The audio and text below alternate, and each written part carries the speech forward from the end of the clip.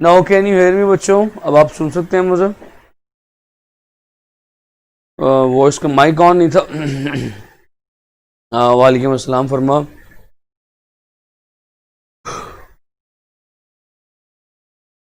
मैंने ही कहा था कि हम इस दुआ से आज के लेक्चर को शुरू करते हैं कि अल्लाह पाक हमारे लिए ये चीज़ें आसान करे, आज के लेक्चर में कोई इशू ना आए और आज हम जो सीखें वो हमारे लिए बेनिफिशियल हो। जो इल्म आज हम हासिल करें उसका हमें फ़ायदा हो, मैक्सिमम बेनिफिट हो।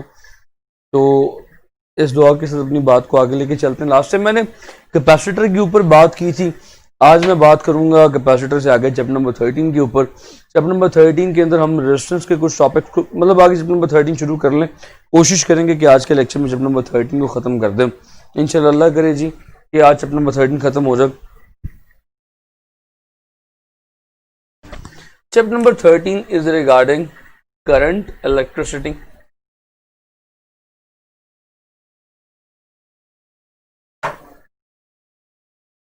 करंट इलेक्ट्रिसिटी तवज्जो कीजिएगा, इस चैप्टर में हम लोगों ने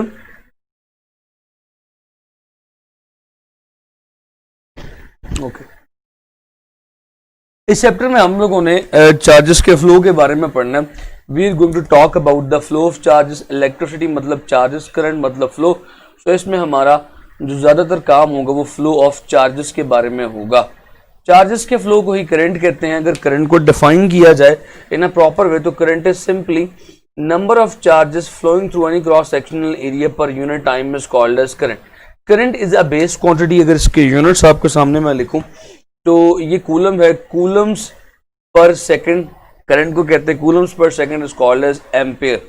इसे एम्पेयर बोला जाता है, जिसे ए से रिप्रेजेंट किया जाता है ना। अगर करंट की डायमेंशंस की बात की जाए तो करंट की डायमेंशन जो है वो एम्पेयर ए होती हैं। ये आपके सामने आ गया, करंट की डायमेंशंस भी आ गई, करंट के यूनिट भी आ गए। इसे आगे लेके चलता हूं, आपको करंट किस तरह से फ्लो करता है। अमूमी तौर पे फ्लो ऑफ चार्जेस की बात की जा रही है तो चार्जेस दो किस्म के हैं, तो इसीलिए हमारे पास करंट भी दो किस्म के हैं। एक को हम बोलते हैं कन्वेंशनल करंट और दूसरे को बोलते हैं इलेक्ट्रॉनिक करंट। इलेक्ट्रॉनिक करंट दोनों पे एक एक नजर जरा सरसरी सी डाल के फिर आगे चलते हैं। जो कन्वेंशनल करंट है that is due to the flow of holes. यहां पे आप होल्स भी कह सकते हैं और पॉजिटिव चार्जेस भी कह सकते हैं, क्योंकि होल्स को आमतौर पे पॉजिटिव कंसिडर किया जाता है। So conventional current are due to the flow of holes. Holes भी कह सकते हैं, आप इन्हें पॉजिटिव चार्जेस भी कह सकते हैं। मैंने कहा आप इन्हें दोनों कह सकते हैं, लेकिन अगर ऑप्शन में पॉजिटिव चार्जेस मौजूद हो तो आप पॉजिटिव चार्जेस को ही पिक करेंगे, क्योंकि किताब में पॉजिटिव का जिक्र किया हुआ है। अगर पॉजिटिव का जिक्र ना हो ऑप्शंस में तो फिर आप होल्स को पिक करेंगे। अच्छा, कन्वेंशनल करंट के बाद जो इलेक्ट्रॉनिक करंट है, electronic current is because of the flow of electrons. ये इलेक्ट्रॉन्स के फ्लो की वजह से होता है। इसमें इलेक्ट्रॉन्स फ्लो करते हैं from one point two another point. Electrons बोले तो it is the flow of negative charges.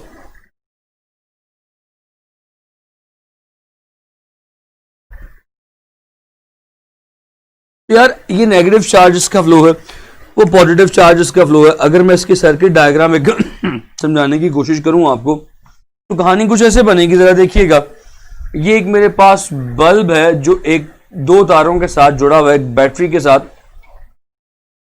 Battery में ये पॉजिटिव टर्मिनल होता है, ये नेगेटिव टर्मिनल होता है। छोटी टांग को नेगेटिव बोलते हैं, बड़ी टांग को पॉजिटिव बोलते हैं। So this terminal is the positive terminal, this is the negative terminal.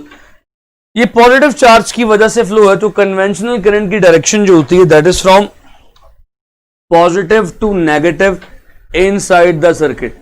ये पॉजिटिव से शुरू होगा, बल्ब को ग्लो करवाता हुआ नेगेटिव में दाखिल हो जाएगा। तो इसका दूसरा पॉइंट याद रखिएगा, कन्वेंशनल करंट की दूसरी चीज जो है that is it travels from positive to negative in circuit. Circuit में इसकी डायरेक्शन पॉजिटिव से नेगेटिव की तरफ होती है। आपके सामने मैंने ड्रॉ करके दिखा दी, travels from positive to negative. Positive से निकलता है, नेगेटिव की तरफ अट्रैक्ट होता है। दूसरी बात देखो, जो इलेक्ट्रिक फील्ड है उसकी डायरेक्शन भी फ्रॉम पॉजिटिव टू नेगेटिव ही होती है। सो इनसाइड द सर्किट इसकी direction from positive to negative है बोले तो इलेक्ट्रिक फील्ड की डायरेक्शन में ट्रेवल कर रहा है। लेकिन अगर आप बैटरी के अंदर देखें, बैटरी के अंदर कहानी मुख्तलिफ है। पॉजिटिव चार्जेस यहां से निकले, नेगेटिव में दाखिल हुए, अभी ये पॉजिटिव चार्जेस हैं। बैटरी के अंदर ये मजबूर हैं नेगेटिव से पॉजिटिव की तरफ जाने पे। सो याद रखिएगा, बैटरी के अंदर inside the battery conventional current flows from negative to positive in battery.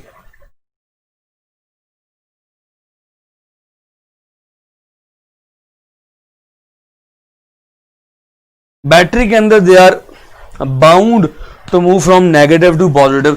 Battery के अंदर ये नेगेटिव टू पॉजिटिव जाने पे मजबूर है। सिंपल सी बात मैंने की थी यहां पे, यही बात सारी तरह आपको मैं समझा दूं इलेक्ट्रॉनिक करंट के लिए। इलेक्ट्रॉनिक में यार क्या कहानी होगी, जरा फटाफट उसको भी देख लीजिएगा। ये सर्किट डायग्राम इसकी, ये वही bulb connected with a wire to the positive and negative terminal of the battery. इतना गैप नहीं होता, मैंने सिर्फ समझाने के लिए गैप जरा ज्यादा डाला क्योंकि ये नजर आएगा, हाँ जी आ रहा है, लिखा हुआ ड्रॉ किया हुआ नजर आ रहा है। अब क्योंकि ये इलेक्ट्रॉनिक करंट है नेगेटिव चार्जेस की वजह से, तो चार्जेस जो है वो नेगेटिव टर्मिनल से निकलेंगे, यहां से होते हुए ऊपर आते हुए बल्ब को ग्लो करवा के नेगेटिव से होते हुए पॉजिटिव में जाएंगे। सो दिस जो इलेक्ट्रॉनिक करंट है, इलेक्ट्रॉनिक करंट को इलेक्ट्रिक करंट भी बोलते हैं। It travels from negative to positive in circuit, so travels from negative to positive in circuit। फिर उसके बाद एक पॉइंट नीचे आखिरी लिख देता हूं। बैटरी के अंदर क्या कहानी होती है, बैटरी के अंदर ये आया वो नेगेटिव इलेक्ट्रॉन जो पॉजिटिव टर्मिनल से होता हुआ नेगेटिव टर्मिनल तक जाएगा। So inside the battery the things are totally different, they go from positive to negative in battery. Battery में कहानी मुख्तलिफ है। आपके सामने मैंने सारे के सारे केसेस रख दिए, इनको जरा एक दफा गौर से आप लोगों ने देख लेना और इनसे रिलेटेड मिलते जुलते छोटे मोटे सवाल आ जाया करते हैं। सर्किट में देखो बेटी, कन्वेंशनल करंट पॉजिटिव टर्मिनल का पॉजिटिव करंट है ना, तो पॉजिटिव टर्मिनल से निकलेगा। ज़ाहिर है पॉजिटिव टर्मिनल के पास पॉजिटिव चार्जेस ज्यादा होते हैं, तो यहां से करंट निकला, ये करंट की डायरेक्शन है। तो ये ऊपर वाला सर्किट है, नीचे वाला बैटरी है। बैटरी आपने देखी ना, बैटरी इस तरह से होती है लाइक दिस। अगर आपने सेल देखा हो, मैं सिंपल बैटरी की बात करता हूं, तो बैटरी समथिंग लाइक दिस, इस तरह से होती है। ये इसका लेट से पॉजिटिव टर्मिनल है, नेगेटिव टर्मिनल है। तो यहां से कन्वेंशनल करंट निकलेगा बल्ब में से होता हुआ, ये बल्ब है फरवा, बल्ब में से होता हुआ नेगेटिव टर्मिनल से अंदर चला जाएगा। अब जब ये सर्किट में कहां से कहां जा रहा है, पॉजिटिव से नेगेटिव। जब बैटरी के अंदर दाखिल होगा पॉजिटिव चार्ज जो कि पॉजिटिव टर्मिनल से निकला था, अब घूम के बैटरी में दाखिल हुआ, अब ये नेगेटिव से पॉजिटिव की तरफ जा रहा है। So inside the battery opposite हो जाता है। ठीक है, सिंपल सी कहानी थी, होप सो आपको अब समझ आ गई होगी।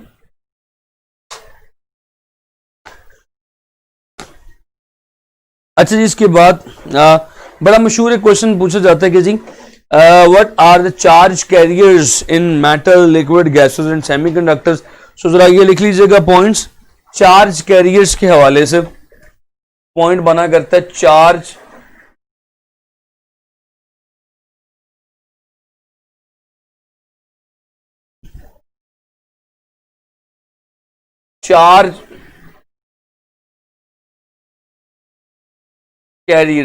कैरियर्स कौन कौन से होते हैं जी?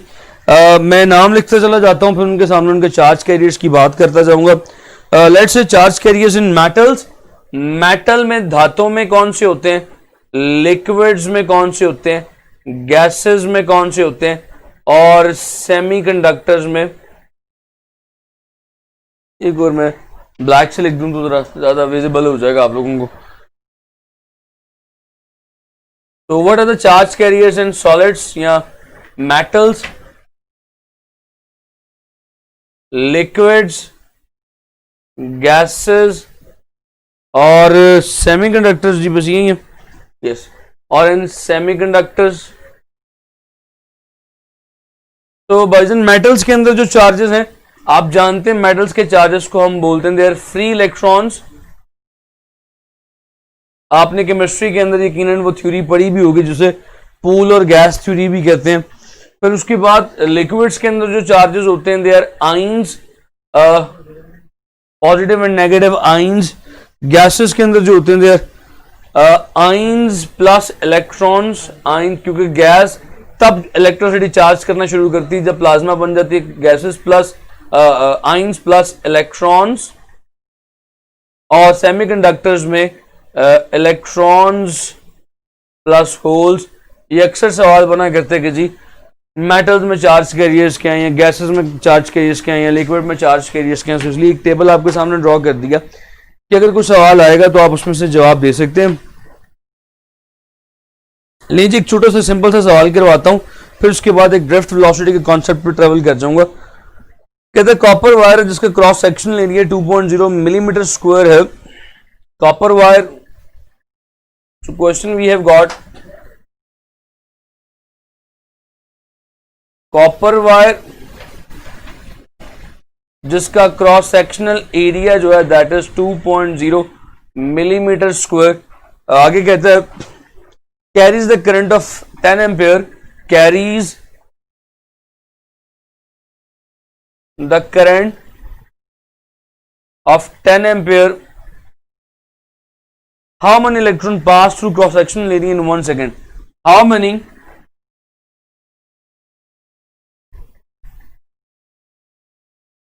electrons will pass through area in 1 second? Option देता हूं।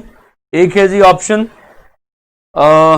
10, ऑप्शन बी है 5 into 10 raised to power 6, C है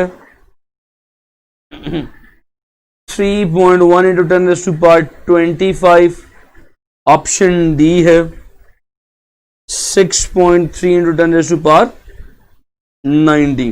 लें जी इसको जरा सॉल्व करें फिर आगे चलेंगे। शाबाश, जल्दी से एवरीवन, मैं आपके जवाब का जरा इंतजार कर रहा हूं।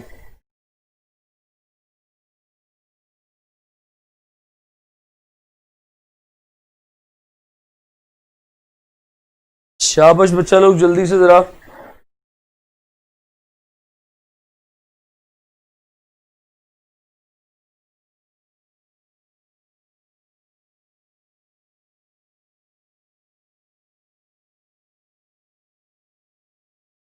बच्चे सो गए मेरे सारे?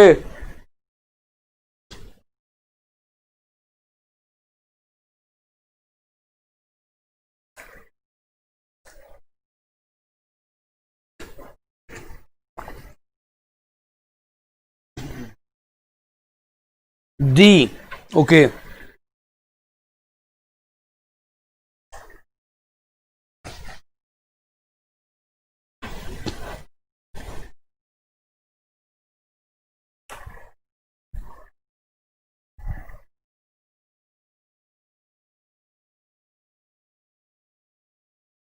बी, मैं आपको इसका एक सिंपल सा तरीका बताता हूं आप लोगों ने कैसे करना है। Cross section area is 2 millimetre square is given.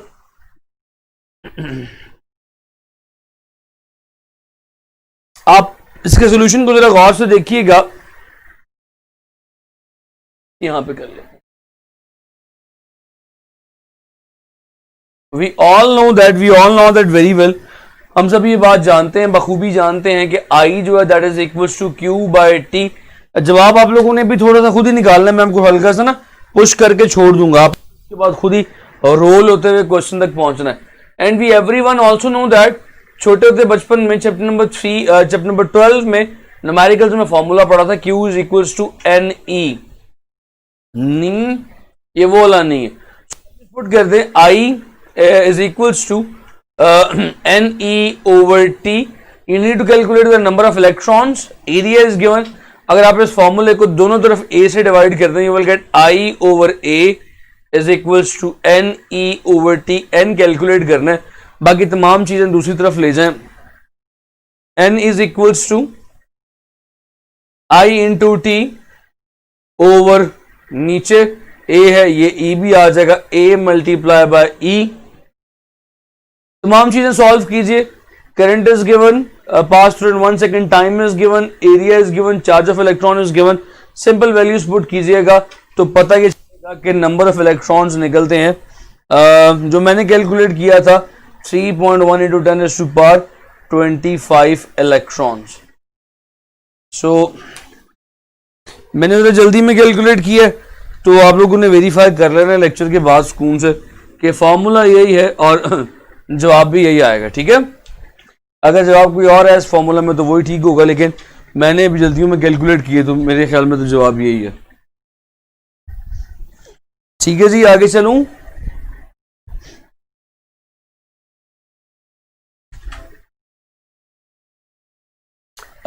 Equation के दोनों तरफ एरिया से डिवाइड कर दिया। देखिए मैंने एक ही तरफ लिखा है, इक्वेशन में दोनों तरफ मैंने एरिया पे डिवाइड किया था लाइक दिस।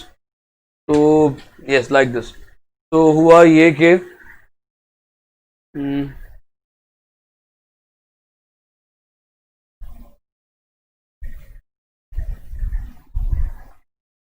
अब आप ऐसा कीजिए, बेशक अगर डिवाइड नहीं भी करेंगे ना तो लिखने की जरूरत नहीं, खाली इस एरिया के बगैर भी आ जाएगा। एरिया आपने एन कैलकुलेट करना है, ये सारा कुछ उधर चला जाएगा, यानी ये खाली ए इधर आ जाएगा, at the and he cut जाएगा। उसका फायदा नहीं होगा, ये कट ही जाएगा एंड पर।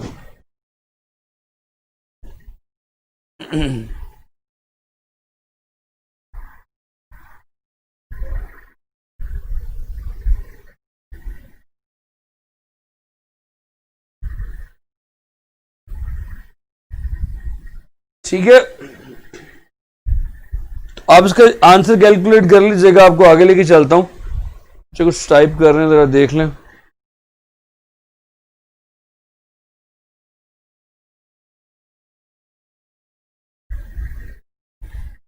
टाइम इन 1 सेकेंड उसने कहा, टाइम इज जस्ट 1 सेकेंड। ठीक है Haider, time is in 1 second, 1 second is time. आगे लेके चलता हूं, तो नेक्स्ट कॉन्सेप्ट। ठीक है, आगे लेके चल रहा हूं। The next concept is the concept of drift velocity.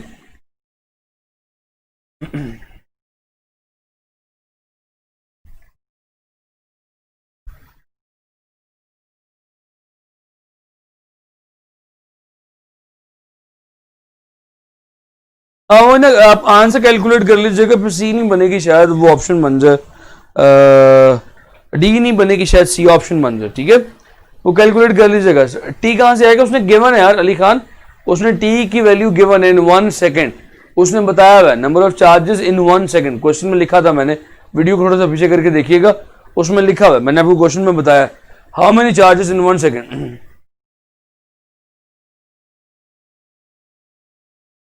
क्या लिखा आपने फरोख सर, डी आएगा ए से, तो मैं आपका पॉइंट नहीं समझा। सिंपल वैल्यूज पुट करके देख लीजिएगा, जो भी आएगा उसका जवाब होगा I T over E, that will be the correct answer. लीन जी आगे लेके चलता हूं उससे। The next concept is drift velocity.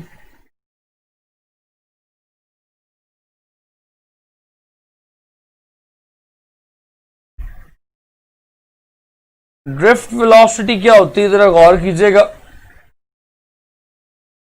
फिर कुछ कमेंट्स आ रहे हैं, मैं कमेंट्स देख लूं।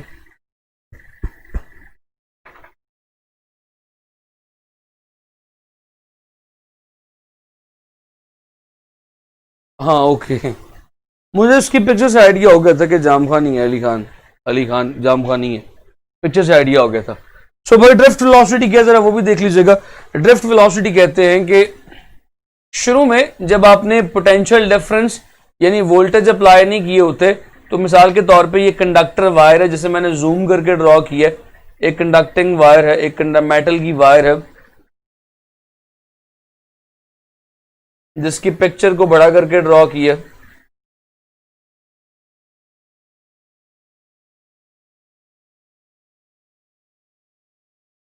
Like this.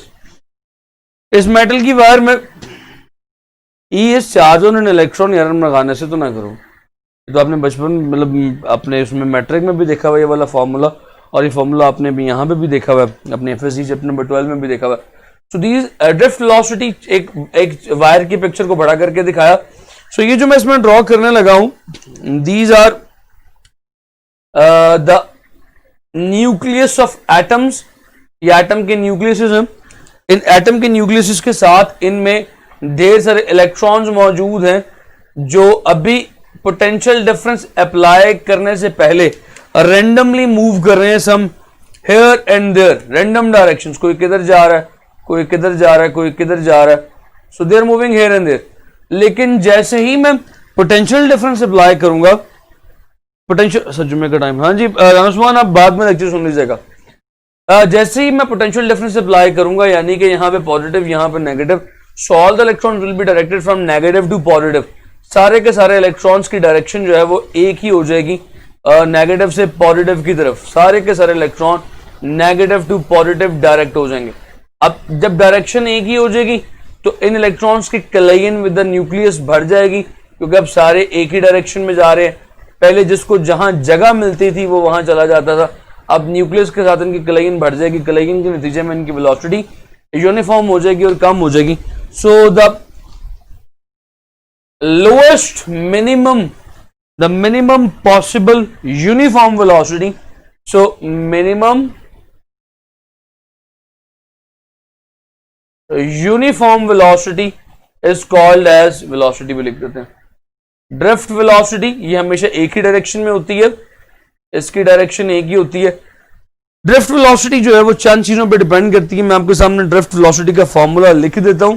Drift velocity is v is equals to I over E. I ऐसा क्यों लिखा है बताता हूं, ये यूनिट करंट है, current passing through unit area, I N A over E, I over N E A, this is the formula for drift velocity. ये drift velocity का फॉर्मूला, उसको डब्बे में बंद कर देते हैं, ये कहीं निकल ना जाए।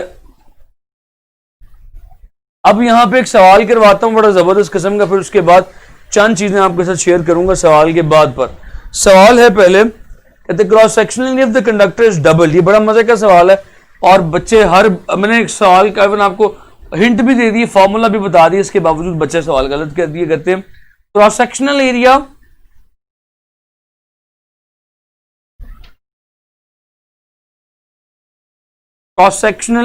है दैट इज डबल, किसी कंडक्टर का क्रॉस सेक्शनल एरिया डबल कर दिया गया, is doubled its resistance while keeping its resistance constant, while its resistance is constant, resistance नहीं चेंज की, उसका एरिया डबल कर दिया। ड्रिफ्ट वेलोसिटी पे क्या फर्क पड़ेगा? ऑप्शन ए डबल हो जाएगी, ऑप्शन बी सेम रहेगी, ऑप्शन सी हाफ हो जाएगी, option D none.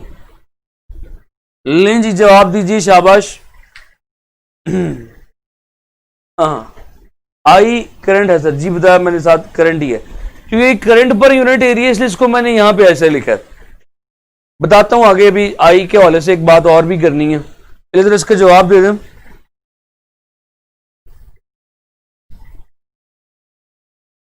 A option 2 भी डबल, जाम खाने डबल का, ठीक है।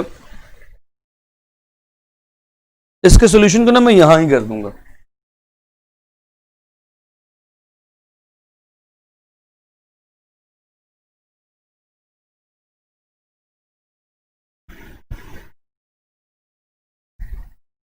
हाफ हाफ, ठीक है, हाफ अरवा भी कहती है, हाफ वहा भी कहता है, हाफ उजैर भी कहता है हाफ। शाबाश भी शाबाश, good.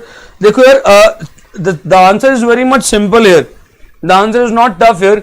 V is equals to I over N A E. अगर आप इस फॉर्मूला को देखो, जो थोड़ा सा लाइट लिखा है मैंने, हल्का सा लिखा क्योंकि पहले एक दफा लिख दिया हुआ डार्क। अगर आप इस फॉर्मूला को देखो गौर से तो पता ही चलेगा कि रेजिस्टेंस कांस्टेंट है। सवाल में कहा रेजिस्टेंस कांस्टेंट है, रेजिस्टेंस कांस्टेंट का मतलब करंट भी कांस्टेंट। रुकावट अगर कांस्टेंट है तो करंट की वैल्यू भी चेंज नहीं होगी। बच्चा लोग, अगर करंट सेम है तो एरिया को डबल कर रहे हो, नीचे वाली चीज डबल हो रही है, तो सिंपली जो नहीं होगी velocity, that v dash is I over n2ae, which will be equals to I dash is equals to v over 2. It will become half. So this drift velocity will become half. The result is in front of you. अभी जो मैंने आपका formula लिखा ना, इसमें से दो चीजें निकाल के आपको देनी है। ये फॉर्मूला जो मैंने आपके सामने लिखा है ड्रिफ्ट वेलोसिटी का, V D is equals to I over N A E. इस फॉर्मूला में ये जो आई ओवर ए है, ये जो आई ओवर ए है, आई ओवर ए करंट पर यूनिट एरिया, इसे करंट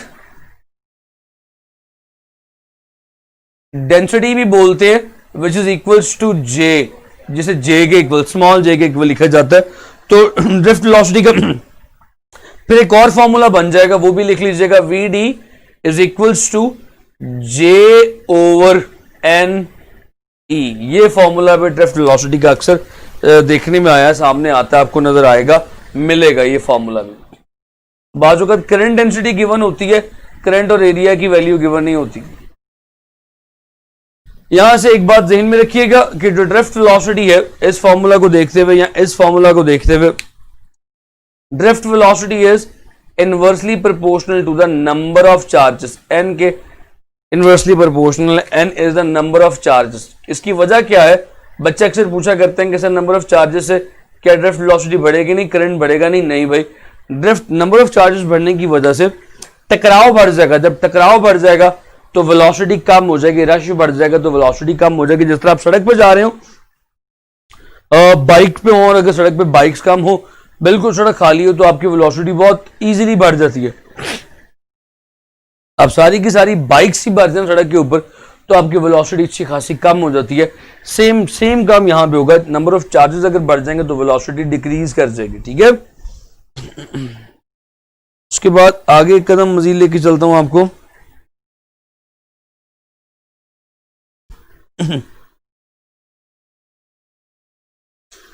यहां तक तो कोई सवाल नहीं है, कोई सवाल है तो पूछिए। फिर उसके बाद एक बड़ा मजे का और मशहूर कॉन्सेप्ट है, that is effect of currents. Current के इफेक्ट्स, करंट के वजन तीन इफेक्ट्स होते हैं, आपने तीनों पढ़े हुए।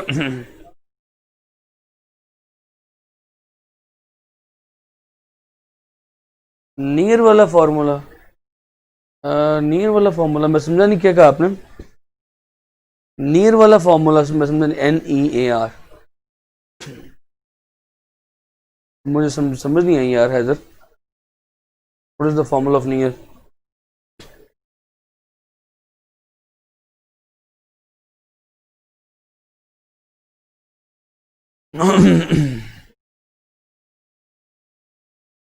तो आगे लेके चलता हूं, उससे आपको आगे एक पॉइंट और, इफेक्ट्स ऑफ करंट।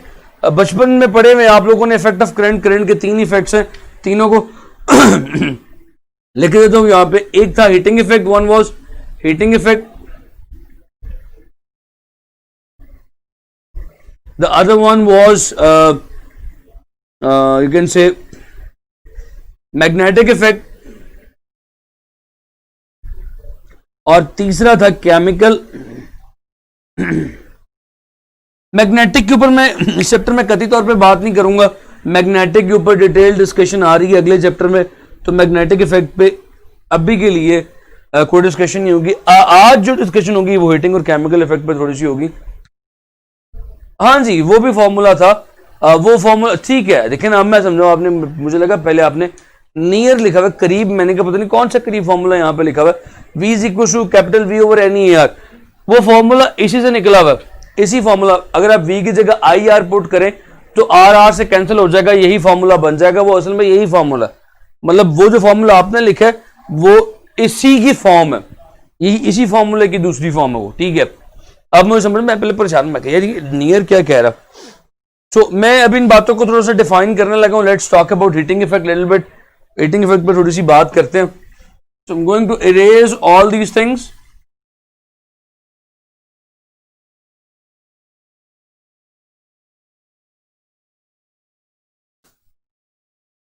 वहां पे जो आपने लिखा ना,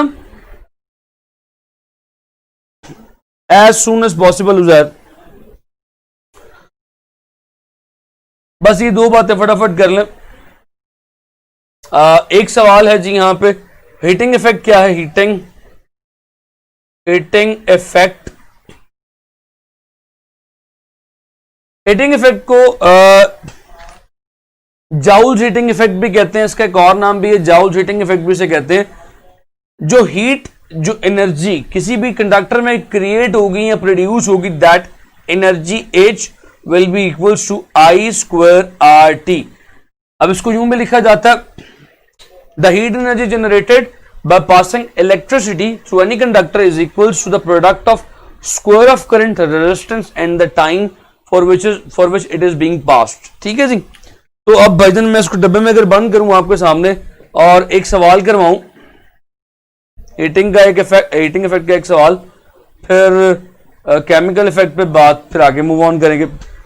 सवाल है जी, 20 ohm resistor boils the water in 5 minutes। बड़ा मशहूर क्वेश्चन है। 20 ohm resistor boil the water in 5 minutes। How much resistance to is required to boil the same amount of water by same source in 1 minute? How much R is required? Same amount of water by same source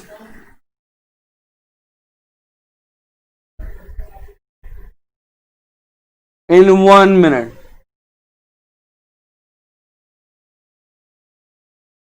option दे देता हूं, options are 2 5 4 3। 2 ohms, B 5 ohms, 4 ohms,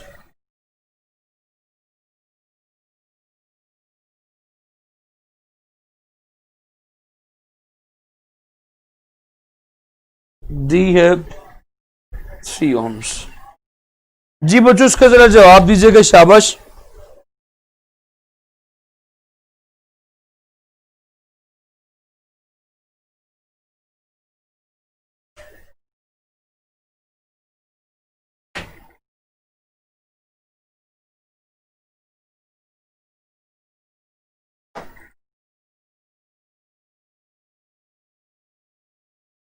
four Holmes क्यों जी? 4, how did you do that?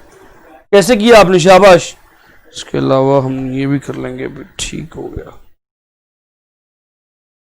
परवाज शाबाश।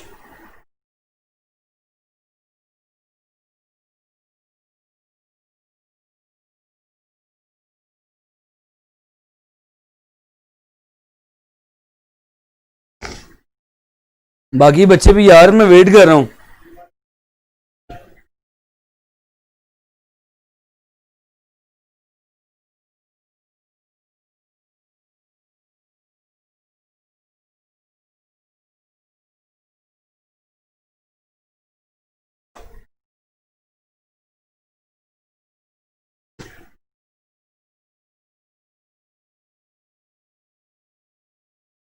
Twenty divided by 5, why you have divided, what is the concept behind it? आपने 20 को 5 पे क्यों divide कर दिया? ऐसे ही, किस वजह से? आखिर क्या वजह थी?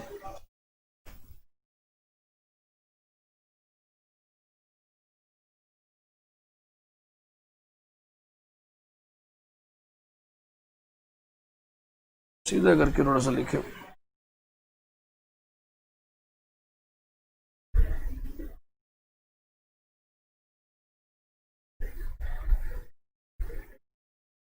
जी बच्चा लोग जरा देखिएगा, इसमें मैंने 2 सी, सारे सी गए हैं, 4 होम्स के पीछे पड़ गए सारे। जरा देखिएगा इसमें होना क्या है। इसमें मुझे एक कॉन्सेप्ट आपको और देना है, दैट इज पावर। पावर में, पावर के चंद एक फॉर्मूलाज हमने किए हुए हैं, उन चंद एक फॉर्मूलाज को देखता हूं।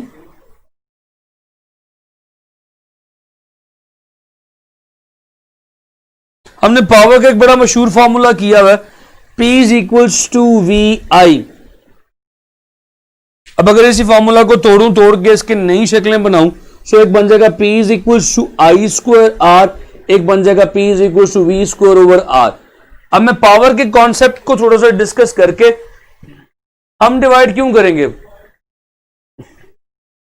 1 मिनट आएगा तो डिवाइड क्यों किया है, तो देखो ना आपने कहा बिकॉज हमें 1 मिनट, बिकॉज हमें 1 मिनट आएगा, हमें 1 मिनट क्यों आएगा, आपने डिवाइड क्यों किया, is there any formula of division here, concept, what is the concept behind it, मैं ये पूछना चाह रहा हूं। सो हमारे पास पावर के चंद एक फॉर्मूलाज हैं, वो मैं फॉर्मूलाज यहां पे डब्बे में बंद कर दूं, मैंने इनके ऊपर एक आधा मिनट डिस्कशन करनी है, फिर मैं आपको आगे लेके जाऊंगा यहां से। उम्मीद है सबने फॉर्मूलाज तो देखे होंगे, किताब की लिखे हुए फॉर्मूलाज हैं, तो उसमें कोई इशू नहीं होना चाहिए। अब आगे जो बात है इशू वाली, उसे मैं डिस्कस करूंगा अभी आपके साथ।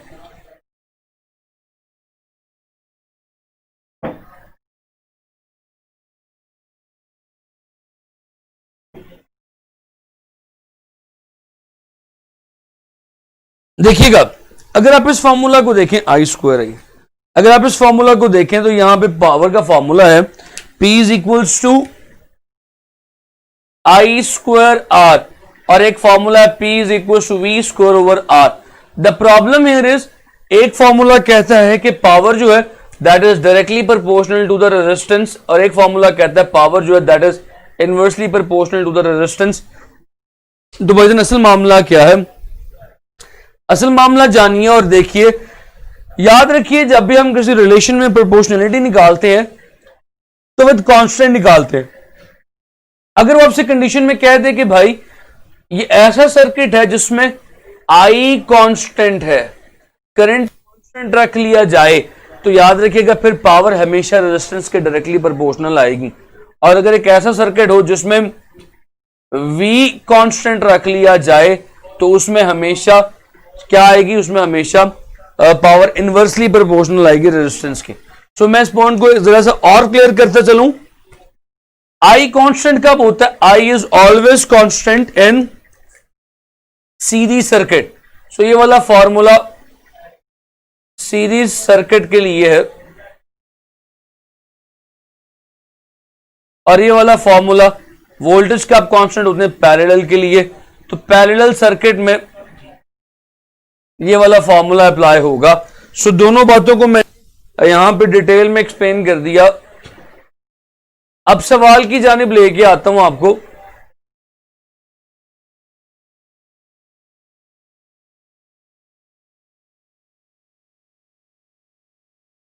सवाल की जानिब लेके आता हूं। सवाल ये था कि 20 ohm resistor boils the water in 5 minute, resistance was given, time was given. Keyword नहीं है ये, कीवर्ड मैं बताता हूं क्या, how much resistance is required to same amount, एक ये कीवर्ड है, वाटर बाय सेम सोर्स, ये दो कीवर्ड्स है जो मैंने बाद में जो है ना वो इनसर्कल किए, बाद में इनबॉक्स किए, बॉक्स में बंद किए, वो ये दो कीवर्ड्स हैं। Same amount of water by same source, ये कीवर्ड कैसे हैं जरा देखिएगा। वी ऑल नो दैट के पावर जो, अच्छा सेम सोर्स का जिक्र कर रहा हूं तो कौन सा फॉर्मूला लगाऊंगा, आई स्क्वायर आर का वी स्क्वायर ओवर आर का, कौन सा फॉर्मूला लगाऊंगा। जब सेम सोर्स की बात करूं तो यहां पे पावर का फॉर्मूला लगाऊंगा वी स्क्वायर ओवर आर, क्योंकि जब सोर्स सेम हो तो वोल्टेज कांस्टेंट रहते हैं, वोल्टेज चेंज नहीं होते, वोल्टेज सेम रहता है। सोर्स मतलब वोल्टेज सप्लाइंग सोर्स। तो क्योंकि वी कांस्टेंट है तो लिहाजा फॉर्मूला वोल्टेज वाला लगाऊंगा जिसमें वोल्टेज कांस्टेंट है। अब देखिए इस फॉर्मूले को खोलता हूं, पावर किसके इक्वल होती है, पावर इज एनर्जी, हीट लिख लिया, per unit time, energy per unit time या work done per unit time. अब यहां पे हीट की बात हो रही है तो हीट आ गया, that is equal to V square over R. अगर आप गौर कीजिए तो आपको आर और टी का एक रिलेशन तैयार करना, दोनों तरफ रेसिप्रोकल ले लीजिए तो कहानी आपके पास सिंपल हो जाएगी। ये हो जाएगा T over H is equals to V square over R. अब sorry R over V square. यहां पे बात अहम ये है जो मैंने अंडरलाइन किया था, सेम अमाउंट, यानी कि 20 ओम से भी जब हीट करूंगा तो हीट रिक्वायर्ड सेम है, पानी की मिकदार सेम है। जब उसको किसी और रेजिस्टेंस से हीट करूंगा तब भी हीट रिक्वायर्ड मुझे सेम चाहिए, यानी इसमें H और V दोनों कांस्टेंट है। तो अगर मैं फॉर एग्जांपल ये T1 के लिए ये वाली इक्वेशन है, तो T2 के लिए इक्वेशन क्या बन जाएगी, ये तो कांस्टेंट है, इनके साथ लिखने की जरूरत नहीं है, ये ऐसे हो गया V²।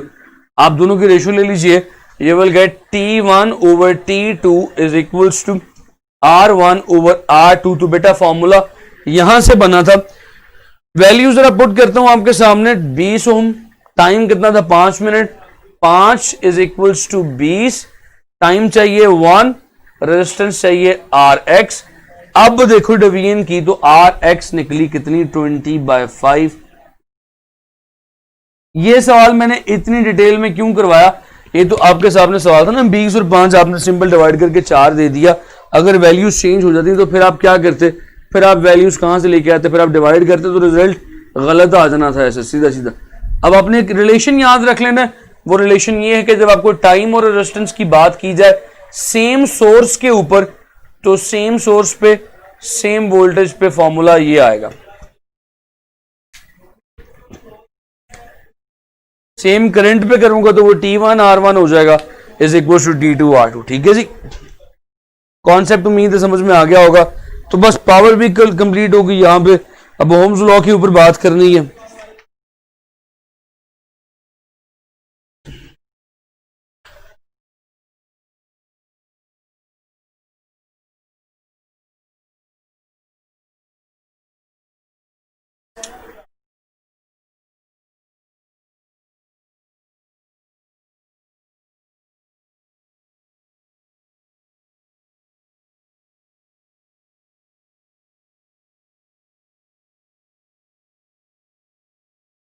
याद रखने हैं, आप नहीं रखने और किसने रखने हैं।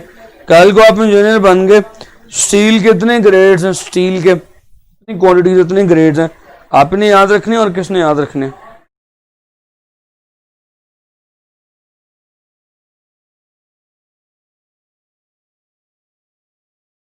मानता हूं कि चीजें मुश्किल नहीं है, इसलिए तो हर कोई इजीली इंजीनियर बन भी नहीं जाता,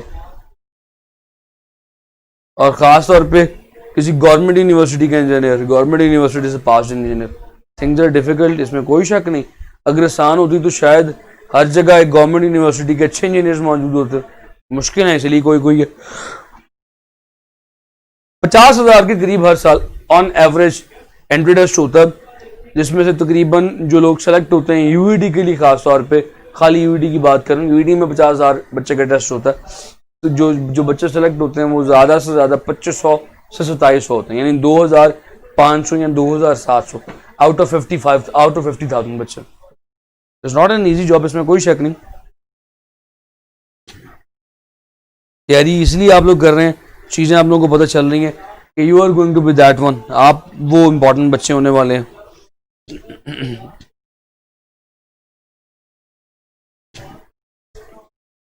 ले जी, उसके बाद जो नेक्स्ट इफेक्ट था that was chemical effect. Chemical effect is actually electrolysis. Chemistry वाले बच्चों ने इलेक्ट्रोलिसिस पढ़ा हुआ है, जो केमिस्ट्री नहीं पढ़ के आए, जो कंप्यूटर वाले बच्चे हैं, उन्होंने मैट्रिक में इलेक्ट्रोलिसिस जरूर पढ़ा हुआ है। सो chemical effect is actually electrolysis. Electrolysis कह लें या इसके लिए एक और नाम इलेक्ट्रोप्लेटिंग कह लें। This is the chemical effect of current. ये करंट का केमिकल इफेक्ट है। मैं जरा इलेक्ट्रोप्लेटिंग को थोड़ा सा डिफाइन कर लूं। इलेक्ट्रोप्लेटिंग में हमारे पास एक बात होता है, उस बात के अंदर दो इलेक्ट्रोड्स लगी होती हैं, एक को हम बोलते हैं हाजा एनोड ऑन, हाजा कैथोड ऑन। अब एनोड पे और कैथोड पे क्या क्या अवामिल होते हैं जरा वो लिख लीजिएगा कहीं पे। Anode is always oxidized, anode ने हमेशा डिसॉल्व होना होता है, हल होती है जाके कैथोड पे डिपॉजिट होती है। सो बस याद रख लीजिएगा anode always get oxidised,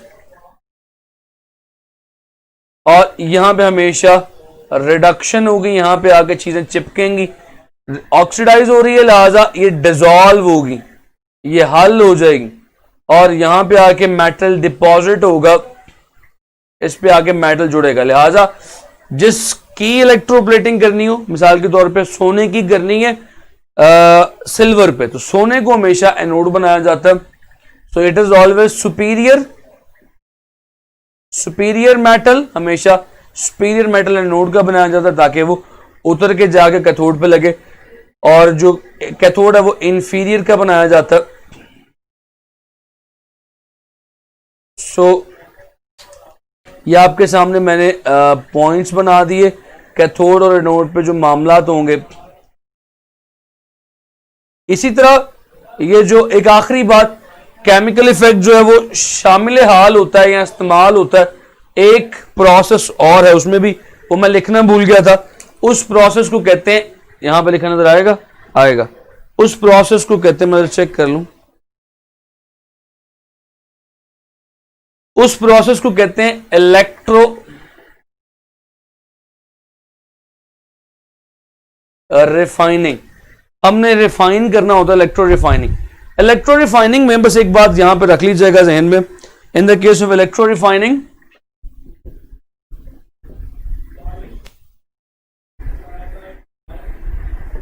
electro refining में एनोड कैथोड के सारे मामलात सेम होते हैं। बस याद रखिएगा कि जिसको रिफाइन करना होता है, यानी गंदा जो इम्प्योर होता है, इम्प्योर को एनोड बनाया जाता है। मैं यहां पर लिख देता हूं चौथा पॉइंट, इम्प्योर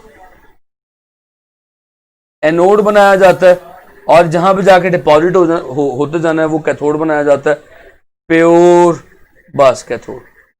बस ये बात आप लोगों ने जहन में रखनी है। ले जी, आप लोगों का ये केमिकल इफेक्ट भी हो गया। यहां तक कोई सवाल तो नहीं किसी का? अगर सवाल है तो पूछिए, फिर मैं आगे लेके चलूंगा आपको।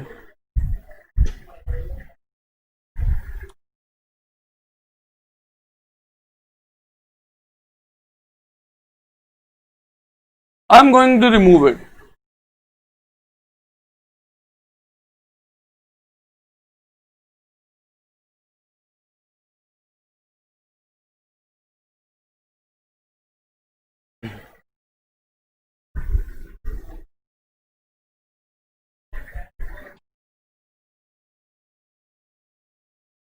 Then there is Ohm's law, इंतहाई सिंपल।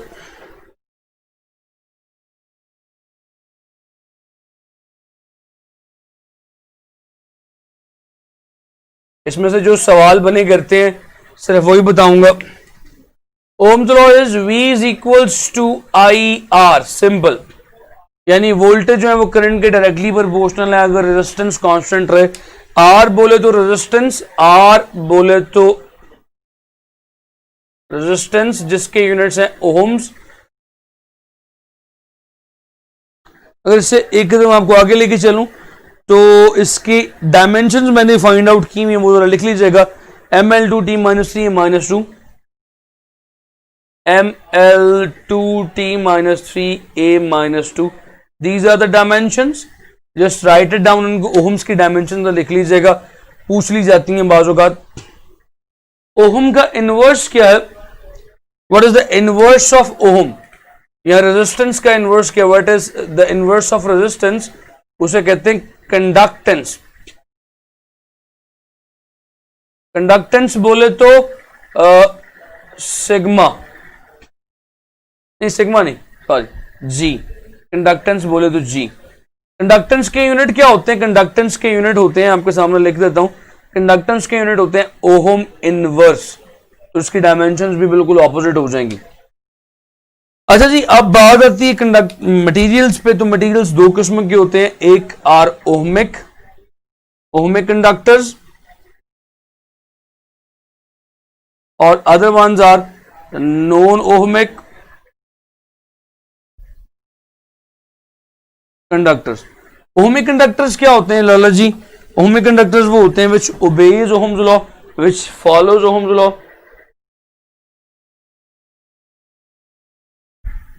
सिंपल, ये ओहम्स लॉ को ओबे करते हैं और ये ओबे नहीं करते, डू नॉट ओबे, सिंपल। अब मामला ये है कि आइडियली, असल में, नॉट आइडियली, असल में, रियल में, रियलिटी में ओमी कंडक्टर्स कोई भी नहीं है। रियलिटी में सारे के सारे नॉन ओमी कंडक्टर्स हैं। नॉन ओमी कंडक्टर्स दो किस्म के होते हैं। टाइप्स इनकी बता देता हूं। नॉन ओमी कंडक्टर्स दो किस्म के होते हैं।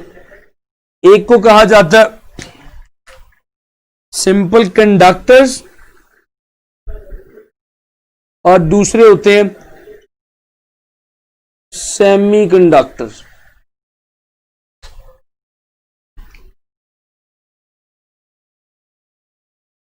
सारी बातें आपने पहले पढ़ी हुई है। Ohmic conductors they do not present exist in real life. इनका ग्राफ आइडियली ऐसा आता है। अगर आपके सामने ग्राफ ड्रॉ करूं, अगर आप यहां पे V ले रहे हैं और यहां पे I ले रहे हैं तो graph is totally a straight line, बिल्कुल स्ट्रेट लाइन आता है, जो कि असल में पॉसिबल नहीं है। अच्छा, क्यों पॉसिबल नहीं है? Why they are not possible? Because temperature never remains constant. Ohm's law सिर्फ उसी सूरत में वैलिड है, वैलिड ओनली, सिर्फ उसी सूरत में वैलिड है जब टेम्परेचर कांस्टेंट रहे। तो टेम्परेचर कांस्टेंट नहीं रहता, इसलिए नॉन ओमिक होते हैं। मैं यहां पे लिख देता हूं टेम्परेचर कांस्टेंट नहीं रहता आमतौर पे, इसलिए डिवाइसेस या अप्लायंसेस ज्यादातर नॉन ओमिक हो जाते हैं, वो ओहम्स लॉ को ओबे नहीं कर पाते। ठीक है यार। अच्छा, बातें ग्राफ की शुरू हो गई हैं, तो ग्राफ पे चंद एक बातें मैं आपके साथ शेयर कर ही लूं।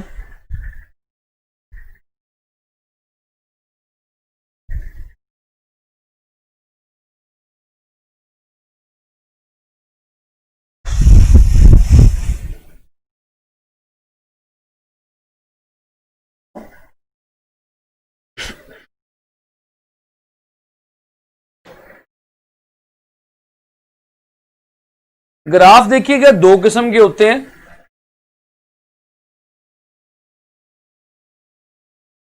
अगर तो ग्राफ है कुछ इस तरह से कि voltages are taken along y axis and current is taken along x axis, और ग्राफ है आपके पास कुछ इस तरह से आ रहा है, तो इस ग्राफ की स्लोप क्या होगी? जरा स्लोप पे गौर कीजिएगा। इस ग्राफ की स्लोप क्या होगी? The slope of this graph y over x v over i क्या होगी इस ग्राफ से? देखिएगा v over i is going to be resistance. Graph is v along y axis, i along x axis, तो slope आ जाएगी आपके पास resistance. मगर अगर कहानी थोड़ी सी डिफरेंट हो, इस तरह से भी ग्राफ ड्रॉ किया जाता है, तो आप लोगों ने हमेशा ये नहीं ज़हन में बिठा लेना कि ग्राफ हमेशा v x एक्सिस पे ही होगा और y एक्सिस पे ही होगा, चेंज भी हो जाते हैं कोऑर्डिनेट्स। अब करंट आ गया y एक्सिस पे, v आ गया x एक्सिस पे, और ये आ गया आपका ग्राफ। अब स्लोप क्या होगी? अब स्लोप देखिएगा, अब स्लोप होगी I ओवर V, जो कि inverse of resistance, inverse of resistance बोले तो कंडक्टेंस। इनके यूनिट्स इन डायमेंशंस अक्सर पूछ ली जाती है कि भाई ऐसा ग्राफ ड्रॉ करके कहा जाता है कि भाई इस ग्राफ की स्लोप की डायमेंशंस बताओ। तो जब आपने स्लोप देख ली तो आपको आइडिया हो जाएगा। फिर उसके बाद एरिया, इस ग्राफ का एरिया क्या होगा? Area is simply length into width, so v multiply by i, वो याद रखिएगा हमेशा पावर होगा। अब चाहे ग्राफ जैसा मर्जी हो, उसका हमेशा जो एरिया होगा that is the power, power dissipation, कितनी पावर कंज्यूम हो रही है, इसका एरिया भी पावर ही होगा, इसका एरिया भी पावर ही होगा, that is v into i। Area of vi graph is always the power.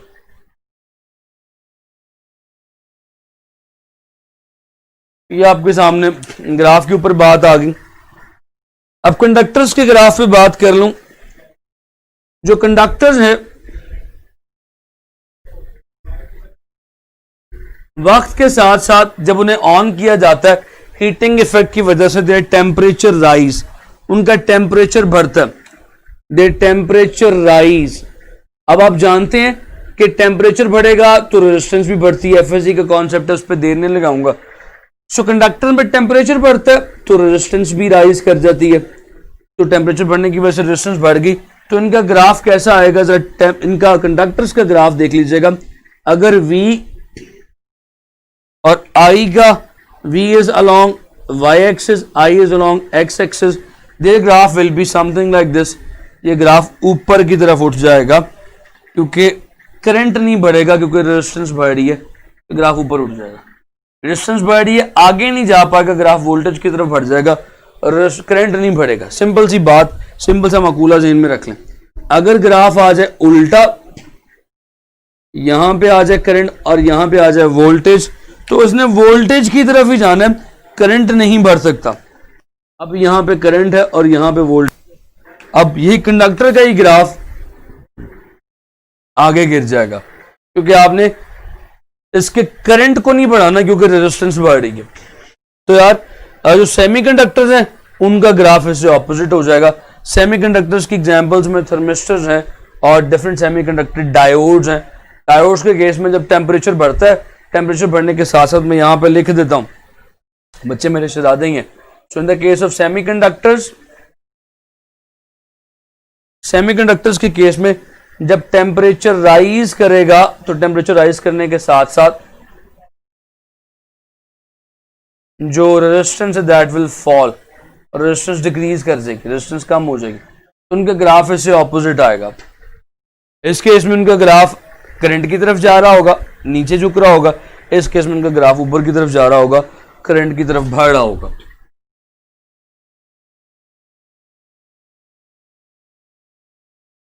ये बात भी अगर हो गई, ओम्स लॉ भी क्लियर हो गया। फिर जो रेजिस्टेंस है उस पर थोड़ी सी बात कर लेते हैं।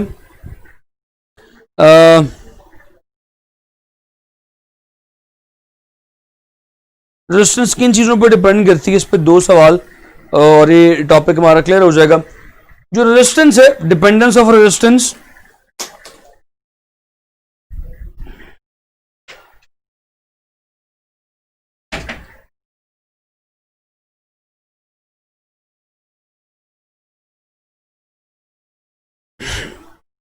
डिपेंडेंस ऑफ रेजिस्टेंस, रेजिस्टेंस किन चीजों पर डिपेंड करती है। Resistance depends on basically the formula R is equals to rho L over A। इस फॉर्मूले के मुताबिक रेजिस्टेंस तीन चीजों पर डिपेंड करती है। मैं हेडिंग बना के लिख लूं ताकि आप लोगों के लिए याद करना आसान हो जाए। डिपेंडेंस किस पे, resistance depends on three things. वो तीन चीजें कौन कौन सी हैं? पहली,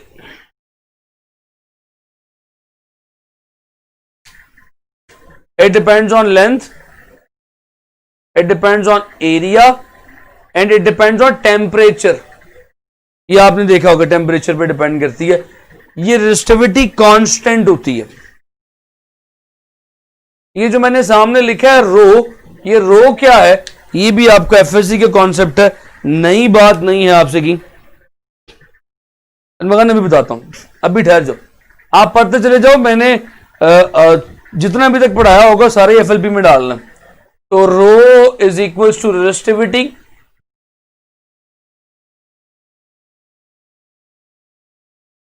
इसके यूनिट्स होते हैं लाला जी ओहम्स मीटर।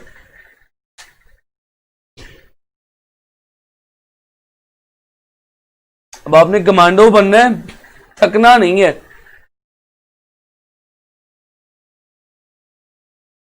थकना तो फिर अपने ज़हन से इंजीनियरिंग का ख्वाब निकाल दें, हकीकत का सामना करें फिर। तो भजन ये रेजिस्टिविटी जो है दैट इज कांस्टेंट। ये हर मटेरियल के लिए कांस्टेंट होती है। It depends on material. ये किन चीजों पे डिपेंड करती है? रो की डिपेंडेंस यहां पे लिख देता हूं। और रो की डिपेंडेंस क्या है? ये मटेरियल टू मटेरियल वेरी करती है, मटेरियल पे डिपेंड करती है। दूसरा ये सिर्फ टेम्परेचर पे डिपेंड करती है। टेम्परेचर चेंज करने से रेजिस्टिविटी की वैल्यू चेंज हो सकती है। ये डायमेंशंस पे डिपेंड नहीं करती। लेकिन जी एक सवाल बड़ा मजे का,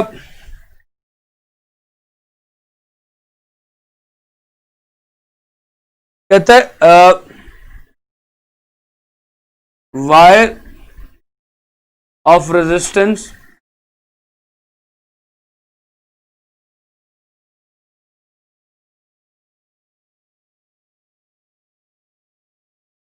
are stretched by 2 times of its length, new resistance and resistivity. Option A दे देता हूं,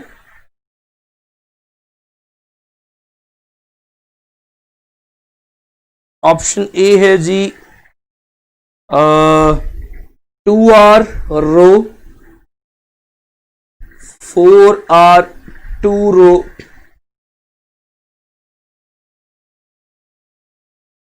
ऑप्शन सी है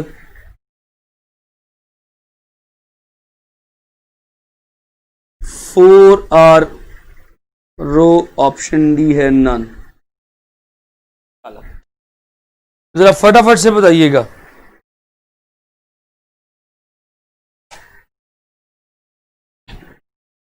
ठीक है, श्योर श्योर श्योर। साद आप जुम्मे के लिए चले जाएं, आप बाद में लेक्चर सुन लीजिएगा, टाइम नहीं है। मैं अगर अभी छोड़ दूंगा ना तो वो ज्यादती हो जाएगी। आगे भी पूरी बुक पढ़ी है, तो आपने जाना तो आप चले जाएं, तो आप बाद में आके सुन लीजिएगा, कोई मसला नहीं।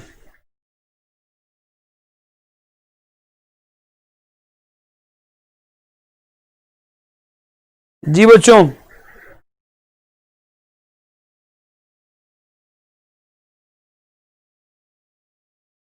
None, okay.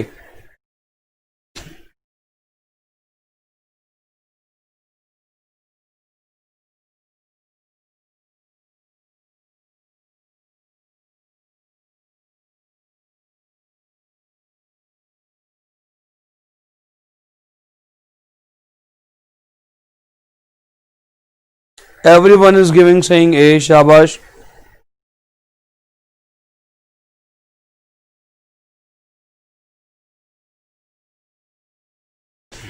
ले जी, इसके बाद आगे चलता हूं, इसका सोल्यूशन बताता हूं। यहां पे नजर आएगा।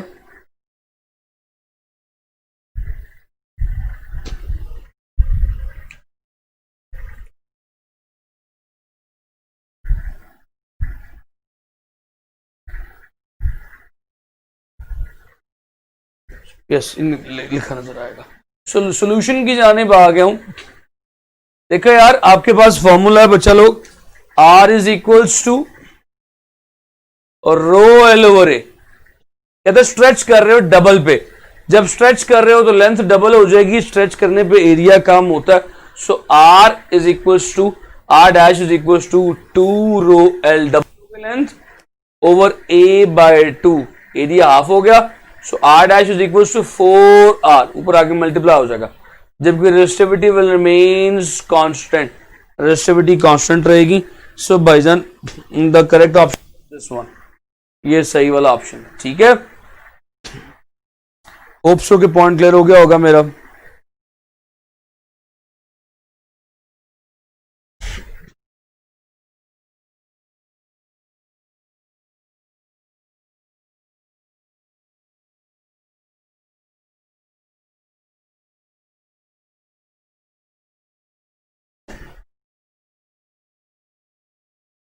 तो इसके बाद अगला पॉइंट जो डिस्कस करना है तुम्हारे साथ, एक बड़ा आसान सा सवाल है।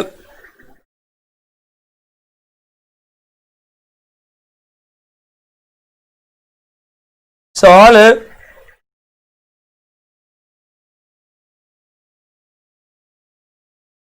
Wire of 8 ohm is bent into the circle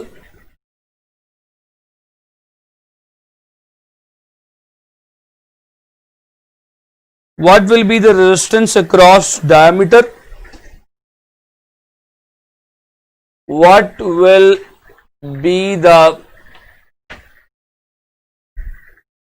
resistance in diameter। Option A है 4 ohms, ऑप्शन बी है 1 ohm, ऑप्शन सी है 2 ohms, ऑप्शन डी है नन। ये बड़ा मशहूर क्वेश्चन है। लीजिए सवाल जवाब दे।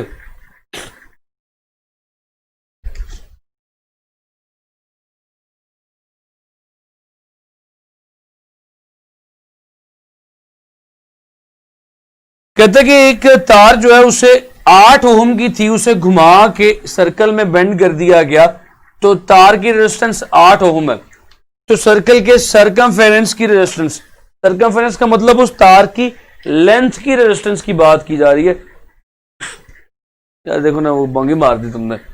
रेजिस्टिविटी मैंने कहा दो चीजों पे डिपेंड कर रही है, मटेरियल पे और टेम्परेचर पे। जब तक ये चेंज नहीं होगा मकान, तो रेजिस्टिविटी चेंज नहीं होगी।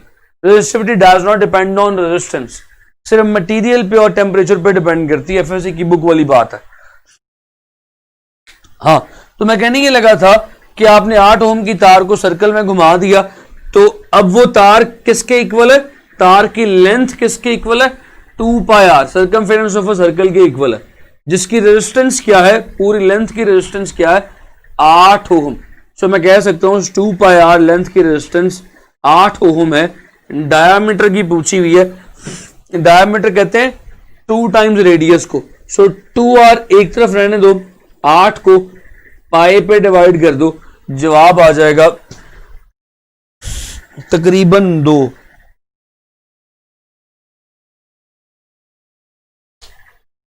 Approximately 2 ohms. काफी मशहूर क्वेश्चन था।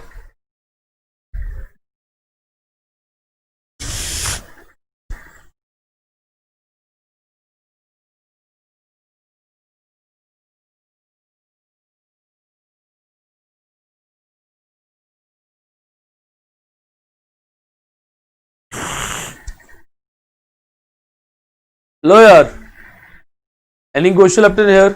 Hope so things are clear.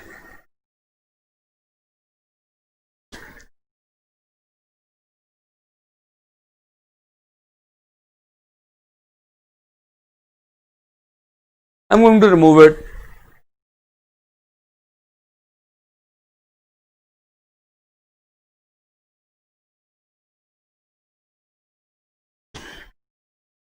The next concept is EMF and potential difference. बच्चा लोग ये बड़ा इंपॉर्टेंट कॉन्सेप्ट है।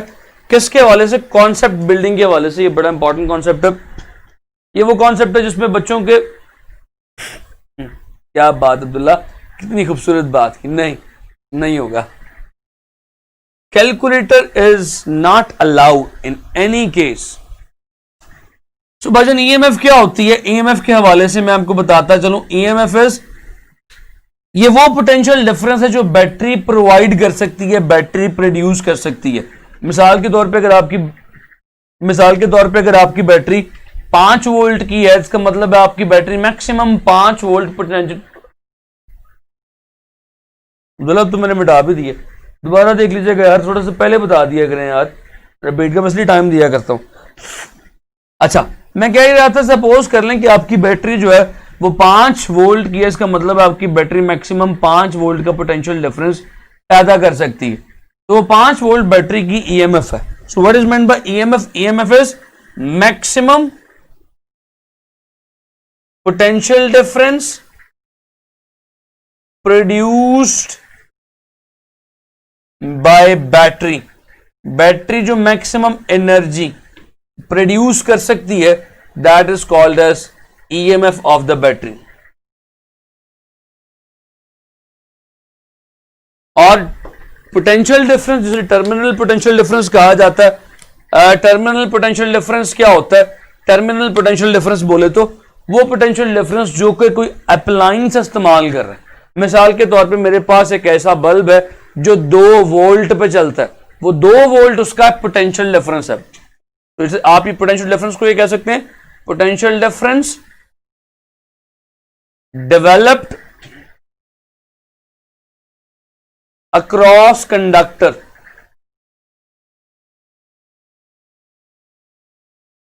इन सर्किट में मौजूद कंडक्टर पे जो पोटेंशियल डिफरेंस आता है उसे टर्मिनल पोटेंशियल डिफरेंस या सिंपल पोटेंशियल डिफरेंस भी कहते हैं। ईएमएफ कैसे मेजर की जाती है?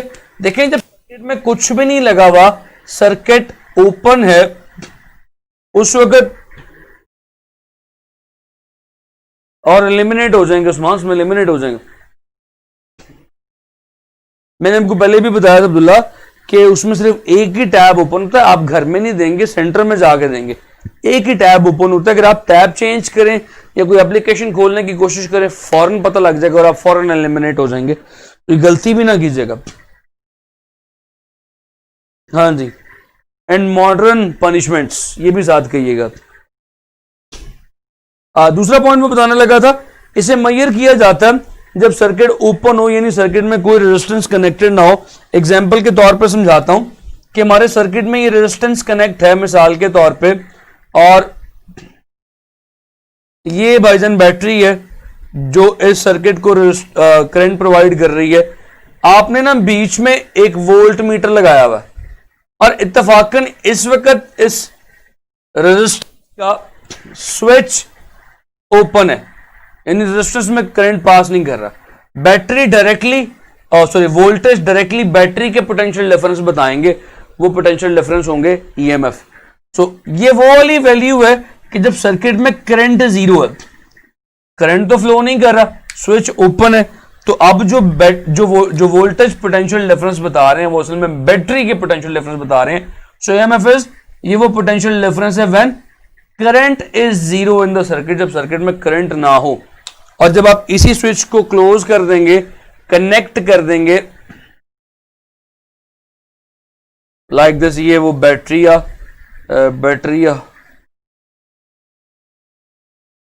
और साथ में आ गया ये वोल्ट मीटर। तो भाईजान अब देखिएगा, सर्किट को आपने क्लोज कर दिया, ब्रिज बना दिया। अब जो वोल्टेज आएंगे वो इस रेजिस्टेंस के आएंगे। So it is the voltage when current is not zero, जब सर्किट में से करंट पास करे, potential difference when current is not zero. याद रखिएगा, नॉर्मली ये आम बात है, कॉमन बात है कि अगर बैटरी 5 वोल्ट की है ना, तो जो चीज वो चला सकती है वो 5 से कम होनी चाहिए। 4 वोल्ट की, 4.5 वोल्ट की, 4.7, 4.7 वोल्ट की चीज भी बैटरी चला देगी अगर बैटरी नहीं है। सो हमेशा पोटेंशियल डिफरेंस जो है ना वो कम होने चाहिए, कैसे, ईएमएफ से। सो ये नोट के तौर पे अब जो बातें बताने लगा उन्हें आपने नोट के तौर पे समेट लेना है। नोट के तौर पे अपनी बातों को समेटना है। पहली बात, मैं ओबीएस खोल लूं, पता लगता रहे मुझे, मैं ज्यादा ही कोने में तो नहीं घुस जाऊंगा कहीं। नोट के तौर पे अपनी बातों को समेटना है। तो पहली बात ये जहन में रखनी है, नॉर्मली जब करंट पास कर रहा है तो भाईजान हमेशा EMF is always greater than potential difference. कब? जब करंट पास कर रहा है, हमेशा जब तक करंट पास करता रहेगा, करंट जीरो नहीं होगा, तब तक हमेशा ईएमएफ जो है वो पोटेंशियल डिफरेंस से ग्रेटर होगी। अगर करंट जीरो हो गया तो भाई ईएमएफ ही ईएमएफ रह गई है, तो आप कह देते हैं कि EMF is equal to the potential difference. यानी इस केस में ईएमएफ भी यही है, पोटेंशियल डिफरेंस भी यही है, when I is equals to zero. और इसका आखिरी केस आपके सामने पेशा खिदमत है, दिखाएगा नजर आएगा। आखिरी केस आपके सामने पेशा खिदमत है, जब आप बैटरी को चार्ज करते हैं ना, ड्यूरिंग चार्जिंग प्रोसेस ईएमएफ कम हो जाती है पोटेंशियल डिफरेंस से, पोटेंशियल डिफरेंस बढ़ जाता है। ये 3 केसेस याद रखिएगा, सीधे सीधे एमसीक्यू है। ड्यूरिंग चार्जिंग प्रोसेस, चार्जिंग के दौरान जो है ईएमएफ कम हो जाती है पोटेंशियल डिफरेंस से। ये बातें लिख लेना यार, बस टाइम नहीं है अब इनकी मजीद एक्सप्लेनेशन करूं, सिंपल किताब में भी लिखी हुई है बातें। तो यार ये बात तो हो गई, आगे लेके चलता हूं इससे।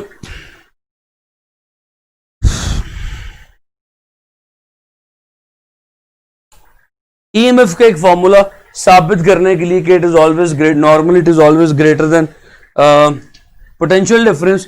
ई is equals to I capital R plus small are.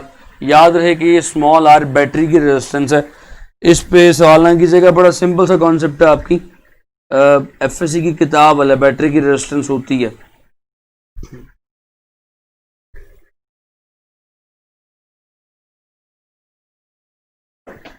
तो भाई ईएमएफ पे भी बात हो गई, अब थोड़ी सी बात फौरन कॉम्बिनेशन ऑफ रेजिस्टेंस भी करते हैं ताकि हमारा आज का चैप्टर जो है ये वाला खत्म हो जाए।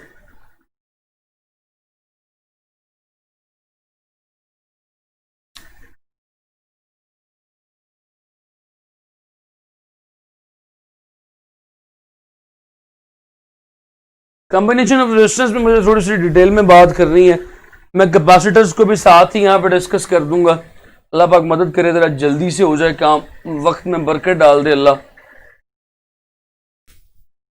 आपकी एक्स्ट्रा क्लासेस भी मैंने अब अरेंज करवाने की कोशिश करनी है।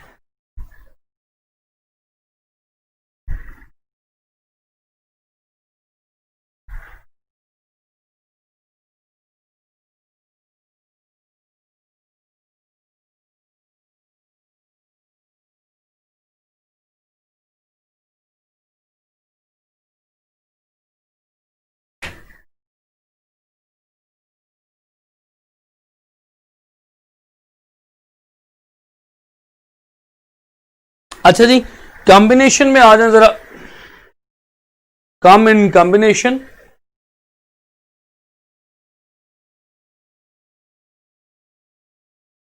कॉम्बिनेशन ऑफ रेजिस्टेंस कर लेते हैं पहले।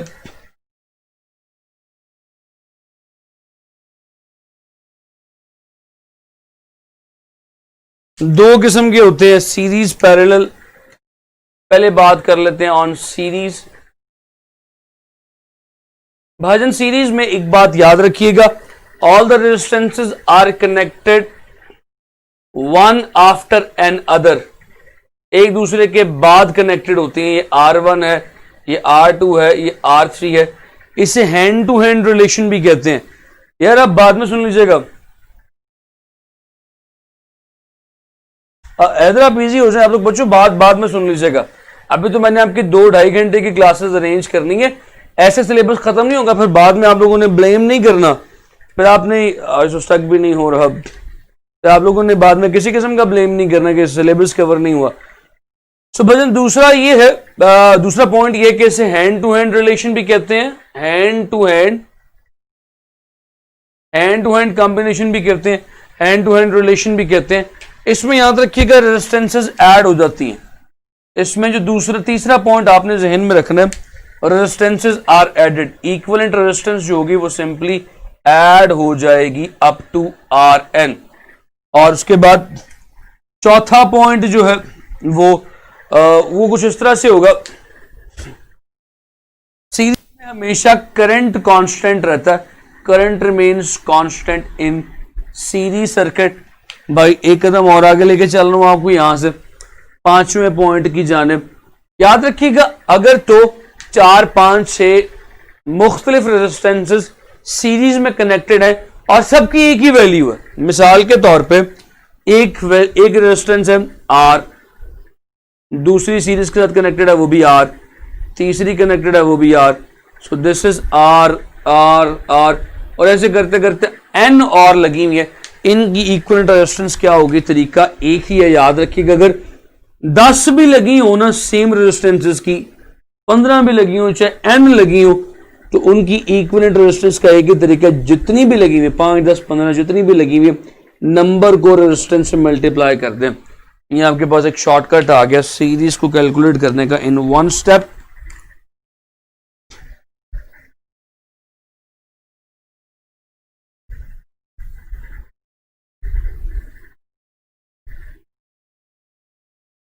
अब इस पे पैरेलल कॉम्बिनेशन पे थोड़ी सी बात कर लेते हैं।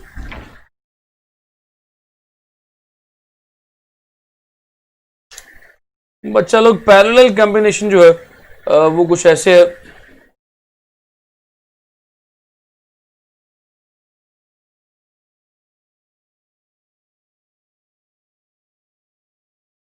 थोड़ी सी बच्चों में मैच्योरिटी करें। देखिए अगर सिलेबस कवर नहीं होगा तो यकीन करें no one will suffer, only you will suffer. दो रेजिस्टेंसेस आमने सामने लगी हुई है,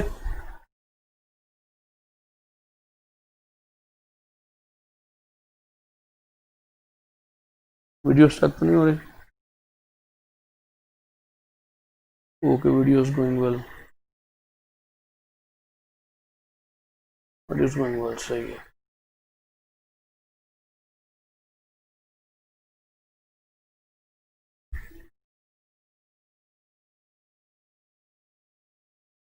तो इस केस में इसको पैरेलल कॉम्बिनेशन को फेस टू फेस रिलेशन भी कहते हैं। मैं लिख देता हूं आमने सामने लगी हुई है, face to face, face to face relation या फेस टू फेस कॉम्बिनेशन भी कहते हैं। उसके बाद जो उसका थर्ड पॉइंट है, इसमें जो इक्विवेलेंट रेजिस्टेंस है वो कम हो जाती है। Equivalent resistance is R equivalent is 1/R1 plus 1/R2। फिर उसके बाद इसमें क्या चीज कांस्टेंट होती है, potential difference, V remains constant here parallel combination में। This was the fourth point. और लास्ट पॉइंट है, पांचवा पॉइंट, अगर आपके पास ये सारी रेजिस्टेंसेस पैरेलल में कनेक्टेड हो तो फिर आप क्या करेंगे।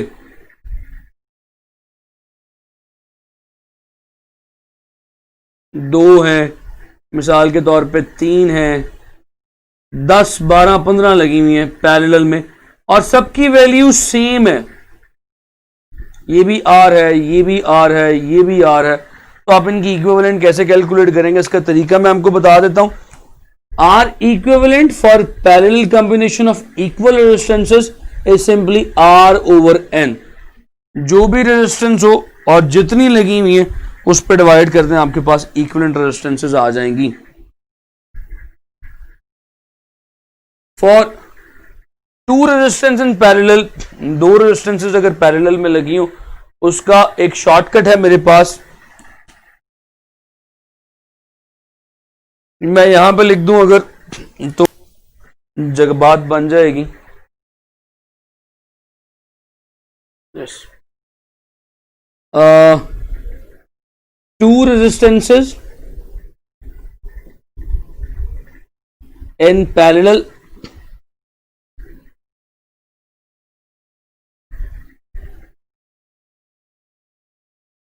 दो रेजिस्टेंसेस अगर पैरेलल में कनेक्टेड हो, उनका एक शॉर्टकट तरीका है। आप इस तरीके के अलावा एक डायरेक्ट फॉर्मूला भी लगा सकते हैं वैल्यूज को कैलकुलेट करने के लिए। फॉर्मूला मैं आपको लिख देता हूं। फॉर्मूला है R equivalent is equals to R1 into R2 over R1 plus R2। Simple formula लिख लीजिए।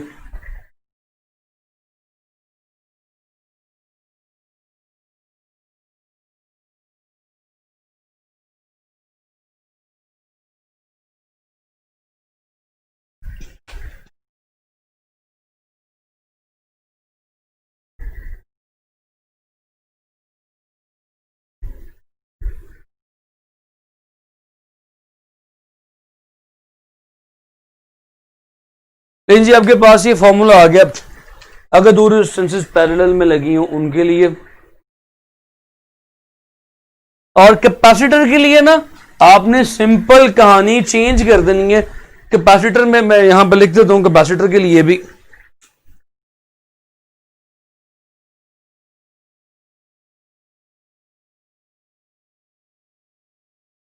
सिंपल, सीरीज में सारी बातें सेम होंगी, बस सीरीज में सारी प्रॉपर्टी सेम होंगी, लेकिन जो कैपेसिटर है अगर वो सीरीज में कनेक्टेड है तो उनकी इक्विवेलेंट कैपेसिटेंस पैरेलल रेजिस्टेंस वाली हो जाएंगी। यानी कि equivalent capacitance can be calculated as 1/C1 plus 1/C2 up to 1/Cn, जितने भी लगे हुए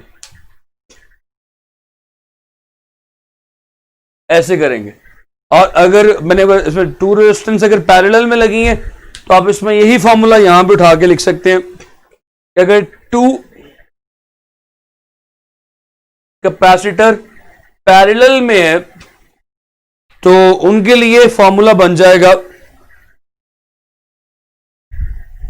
उनके लिए फॉर्मूला बन जाएगा। बच्चों भी बैटरी है, बस एक आधा मिनट ठहर जाए, फिर उसके बाद बैटरी चेंज करवाता हूं।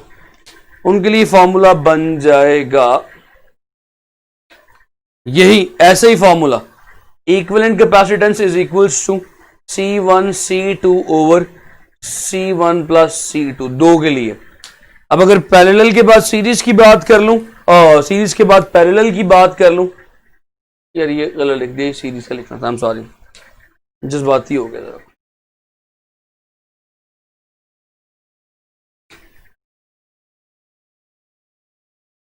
भाईजान पैरेलल में क्या कहानी होगी, जरा तवज्जो फरमाएं। दो कैपेसिटर्स हैं कनेक्टेड इन पैरेलल,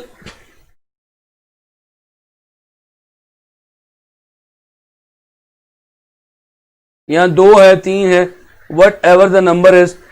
पैरेलल में होता क्या है आपने जरा वो समझना। C1 C2 connected in parallel, इनकी इक्विवेलेंट कैपेसिटेंस सिंपली इस तरह से कैलकुलेट होगी, जरा देखिएगा। Equivalent capacitance is simply added, जिस तरह सीरीज में होता था, अप टू CN।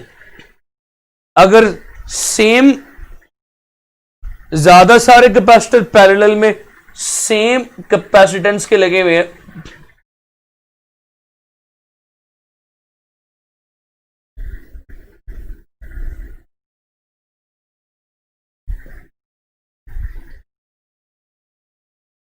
तो भाईजान यहां पे क्या होगा, मुनव्वर भाई भी बंद ना कीजिएगा, बस बैटरी खत्म है, बस 1 मिनट के बाद बैटरी चेंज कीजिएगा, मैं लिख लूं। तो सेम कैपेसिटेंस है, पैरेलल में लगे हुए, इक्विवेलेंट कैपेसिटेंस सेम, वही रेजिस्टेंस वाले की तरह का फॉर्मूला आ जाएगा NC। और अगर सीरीज में लगे हुए हैं, सेम है,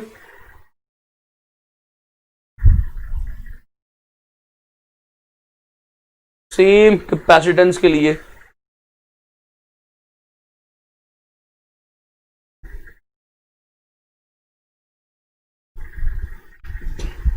ये फॉर्मूला बन जाएगा सिंपल। ओवर में जैसे रेजिस्टेंस के लिए था, इक्विवेलेंट कैपेसिटेंस इज C/N। तो जी अब बैटरी चेंज करते हैं।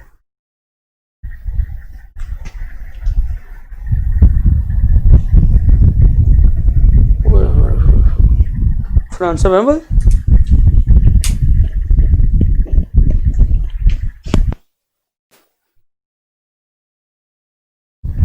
अच्छा सर जी जरा घुमा दें इसको इधर, और वो करते हैं, वो कमेंट्स खोलना जरा। ये यार यहाँ तक कोई सवाल है किसी का तो बताइए, आपके सामने सारा व्हाइट बोर्ड भरा हुआ लिखा हुआ है, कोई सवाल है तो जरा बताइए। I am waiting, I am ईगरली waiting for your question. 1 minute लें, सवाल बताएं। कल मैं आपको 3 बजे तक पढ़ाऊंगा, मैं नहीं जान छोड़ने वाला आपकी। I will be with you for almost 3 hours. दुआ करें हमारा मकसद जो है वो अच्छी तरह ऐसे तरीके से पूरा हो जाए।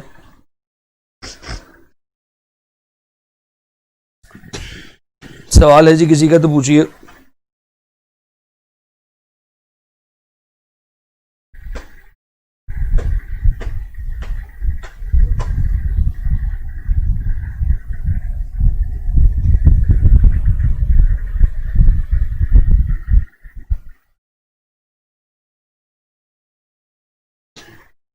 FLP का यार सोल्यूशन मैं जो पिछला FLP वो उसका सोल्यूशन मैं बना दूंगा, मुझे याद है, उसकी फिक्र ना करें।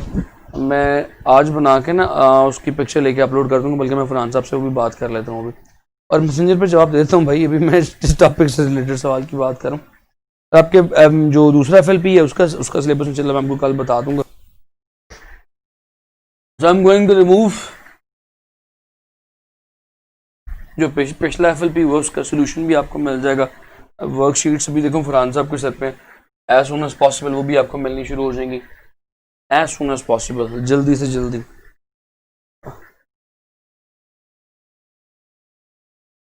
ओहो गुड गुड, अपना गुड सजेशन यार, मैं यही करता हूँ फिर FLP आपको पूरी बुक कर देता हूँ यार। Haider very good answer, very good suggestion यार। ये मेरा जुम्मा रह गया आज, लेकिन कोई बात नहीं, अल्लाह पाक मदद करेगा, he knows my motive is good. सवाल है जी आपके पास, the resistance of one wire is 2 ohms। एक वायर जो है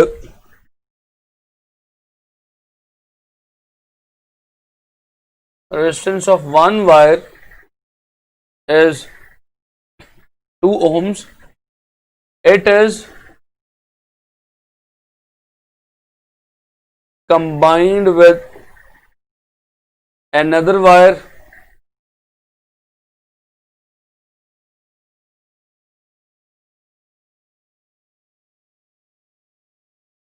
parallel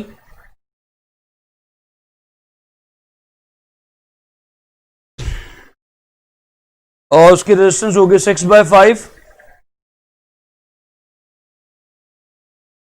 Its now total resistance is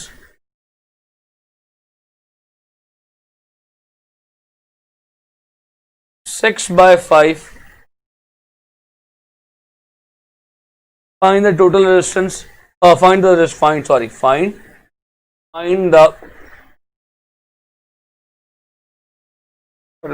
of second wire. दूसरी वायर जिसके से पैरेलल जोड़ा गया था की रेजिस्टेंस बताएं. ऑप्शंस दे देता हूं. 2, 3. ऑप्शन ए है 2 ओम, ऑप्शन बी है 3 ओम, ऑप्शन सी है 3/5 ओम, ऑप्शन डी है 5/3 ओम. लो भाई बच्चा, लो सॉल्व करो.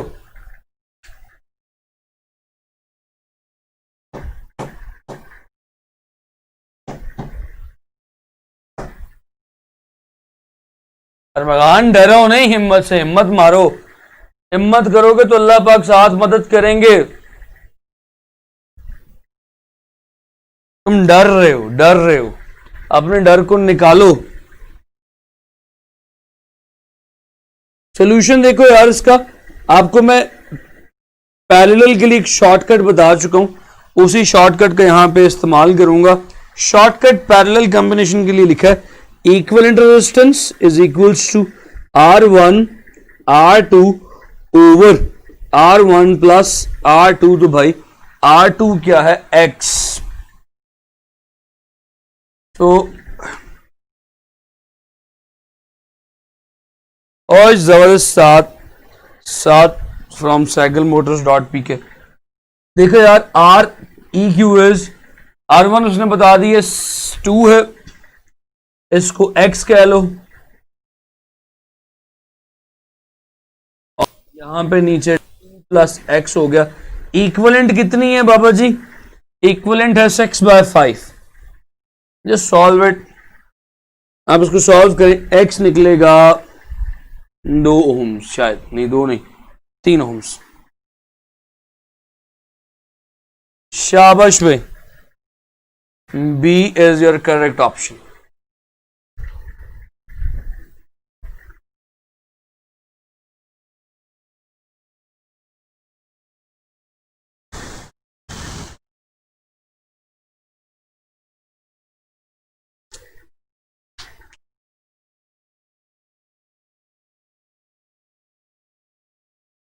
फिर उसके बाद एक कॉम्बिनेशन करवाता हूं, उसकी आपने इक्विवेलेंट रेजिस्टेंस कैलकुलेट करनी है.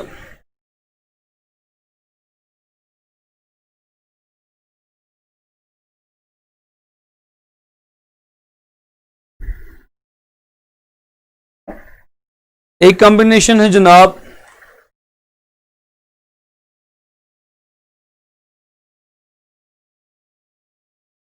बहुत मशहूर कॉम्बिनेशन है और मशहूर गलती.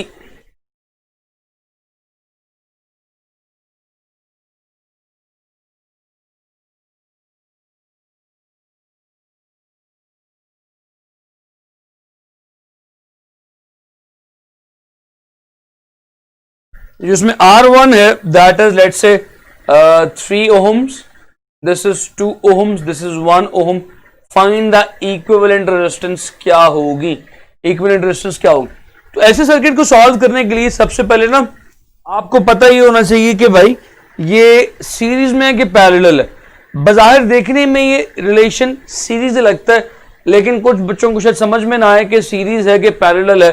तो याद रखिएगा, 2 का सेट एक तरफ बनाओ जुड़ाओ और 2 का सेट एक तरफ बनाओ जुड़ाओ और सारी सीरीज में लगी हो. तो असल में ये एग्जांपल है पैरेलल कॉम्बिनेशन की. ये पैरेलल को बिगाड़ के बनाया हुआ है. आप ये याद रख लीजिए कि ये पैरेलल कॉम्बिनेशन की एग्जांपल है, उसको बिगाड़ के बनाया हुआ ताकि बच्चों को कंफ्यूज किया जा सके कि सीरीज में लगी हुई. सीरीज में नहीं है, पैरेलल में.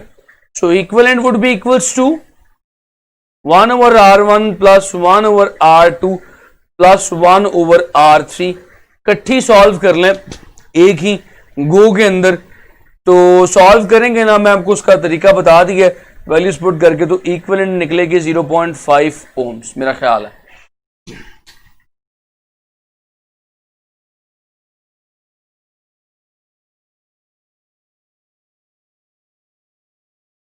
सोल्यूशन आपके पास आ गया। इसी तरह एक और बड़ा मशहूर सवाल है, बड़ी मशहूर कॉम्बिनेशन है रेजिस्टेंस की, जरा वो भी देख लीजिएगा। ये तो बहुत टेढ़ा लिखा हुआ है यार, इसको सीधा कर लेते हैं, तब तक आप उसको जरा सॉल्व करें।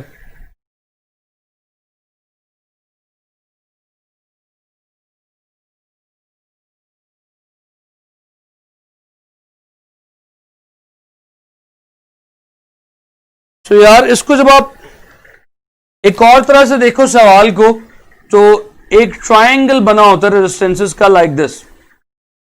अब यहां पे एक रेजिस्टेंस जुड़ी हुई है, यहां पे एक रेजिस्टेंस जुड़ी हुई है, और एक रेजिस्टेंस यहां पे जुड़ी हुई है। अब उनकी वैल्यूज देख लो, एक की रेजिस्टेंस है 5, दूसरी की भी 5, तीसरी की भी 5, टर्मिनल्स हैं ए बी और सी। सवाल इस तरह का आता है, इससे बन के मैं नाम किसी और कलर से लिख दूं, मिक्स हो रहे हैं इसमें, ए बी और सी। सवाल इस तरह से आता है जी 6/11, ये इट इज ऑलमोस्ट 0.5, तकरीबन 0.5 ही बनता है। और ऑब्वियसली देखो 12 अगर नीचे होता तो 0.5 पूरा होता, तो अप्रोक्सीमेटली 0.5 बनता 7। तो हाँ, सवाल इस तरह से आता है, इक्विवेलेंट रेजिस्टेंस बताएं बिटवीन ए एंड बी। ए और बी दो टर्मिनल्स हैं, उनके दरमियान इक्विवेलेंट रेजिस्टेंस बताएं। तो अब यहां पे देखिएगा, आपने इस पॉइंट और इस पॉइंट के दरमियान इक्विवेलेंट रेजिस्टेंस कैलकुलेट करनी है। यानी करंट अब यहां से आ रहा है और कुछ इधर जा रहा है, कुछ इधर जा रहा है। जो करंट इधर जा रहा है वो इसी से होता हुआ बी में आ रहा है। तो यहां से पता ये चला कि जो R1 है ये R2 है, ये R3 है। R1 और R2 ये दोनों सीरीज में कनेक्टेड है। तो ऐसे सर्किट को आप तोड़ते हैं। याद रखिएगा, किसी भी टफ सर्किट को आसान तरीके से सॉल्व करने का तरीका ये है कि आप उस सर्किट को ब्रेक करें छोटे छोटे पार्ट्स में। इस सर्किट को ब्रेक करेंगे तो ये R1 और R2 सीरीज में कनेक्ट हो जाएंगी, ये 5 और नीचे वाली एक ही जो 5 है वो पैरेलल में कनेक्टेड है। तो ये देखिएगा आपके सामने कुछ इस तरह का सीन बन जाएगा, कुछ ये बन जाएगा। सिंपल, मैंने उसी को एक आसान तरीके में तोड़ दिया। ये भी 5 की है, ये भी 5 की है, ये भी 5 की है। अब इसको सॉल्व करना कदरे काफी आसान है। ये 5 10 की, 10 और 5 की अब पैरेलल में कनेक्टेड है। तो यार इसको आप डायरेक्टली ऐसे कर लो, इसको डायरेक्ट फॉर्मूला लगा के आप सॉल्व कर लो। ऊपर 10 नीचे 5 पैरेलल में है, ये वाला फॉर्मूला लगाओ, 10 इंटू 5 ओवर 15 ऐड करके तो ऊपर आ गया 50 को 15 पे डिवाइड किया, तकरीबन 3.5 ओहम्स जवाब आ गया। सो इसकी इक्विवेलेंट रेजिस्टेंस कितनी हुई? तकरीबन 3.5 ओहम्स। ठीक है, ऐसे रिलेशन को भी आपको सॉल्व करना आ गया। एक और सवाल करवाता हूं रेजिस्टेंस का, कॉम्बिनेशन का, बल्कि टाइम हो गया, इससे आगे इंशाल्लाह कल डिस्कस करूंगा। आप अभी रेस्ट करें और आपकी बाकी अगली क्लास तैयार हो रही है। Thank you so much for listening to me for this long time. कल इंशाल्लाह आपको इससे ज़्यादा टाइम के लिए मुझे सुनना पड़ेगा। Thank you so much. Allah पाक से जो दुआ की थी, अल्लाह पाक का बड़ा एहसान है, वो दुआ पूरी हुई। हमारा लेक्चर जो है वो स्मूथली गया और मैंने काफ़ी इन्फॉर्मेशन आपके साथ इस लेक्चर में शेयर की है। कल कोशिश करूँगा कि इससे ज़्यादा इन्फॉर्मेशन आपके साथ अगले लेक्चर में शेयर कर सकूँ। Thank you so much. Allah हाफ़िज़।